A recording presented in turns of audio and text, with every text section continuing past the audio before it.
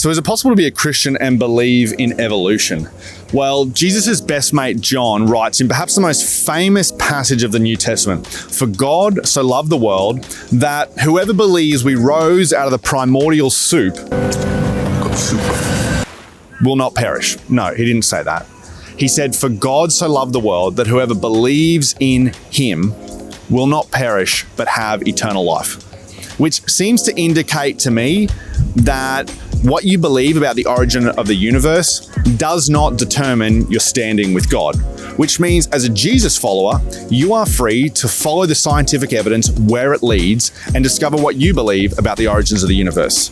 Now, if that's piqued your interest, then head on over to our YouTube channel where we're going to talk about this a little bit more. And if you're already here on our YouTube channel, run the intro.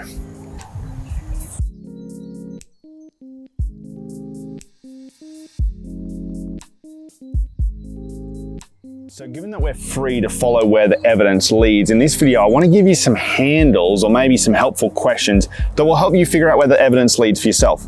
And the first question is, what is the purpose of Genesis 1 to 3? See, Genesis is the Hebrew word for origins. It's the first document in the collection of documents that Jesus followers call the Bible. And you might not be aware of this, but there's actually two creation accounts in Genesis. The first one takes up all of chapter 1. And the second one starts in Genesis chapter 2, verse 4 and runs for the whole rest of the chapter. So you're learning things by watching this video. Another way to ask this question might be to ask, does Genesis 1 to 3 give a detailed scientific explanation of the origins of the universe? Well, given the fact that the scientific theory, as we understand it, was only created in the 17th century and Genesis was written in 1400 BC, I would hesitate to guess that the answer is no. In fact, I would hesitate to guess that the author's intention in writing Genesis was to tell us who created, not how. And very specifically, I think the reason that the author did this is because in all of the ancient Near East, which is where the Genesis account comes from, all of the other creation stories were between gods fighting and out of disharmony and chaos. Whereas when you look at the Genesis creation account, what you discover is a very orderly process, a very deliberate process. And that shows us something about who God is. The last question to ask, which I hope will give you a handle on how to navigate this process, is to ask, is the cause of the universe natural or supernatural? So often I see people getting caught up in this debate where it's like, hey, is it 7 days or is it evolution? Is it fine tuning? What is it?